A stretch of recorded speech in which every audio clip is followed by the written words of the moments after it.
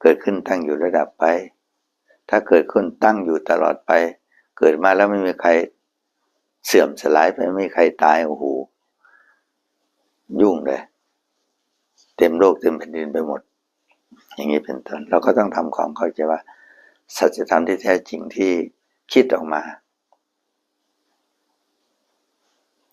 แล้วก็พาเรามาเกิดนี่มันพอดีแล้วนะคงไม่มีหรอกเกิดขึ้นมาว่าอย่าตายนะแต่หลวงพ่อว่าถ้าเป็นไปได้ก็อย่าไปตายจากคนงามความดี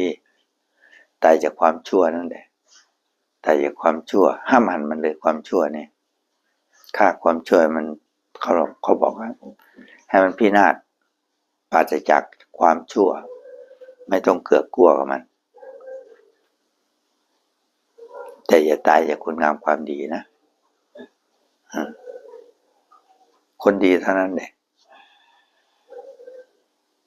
เป็นอมตะความดีเป็นอมตะไงความดีเป็นสิ่งที่คนทั่ว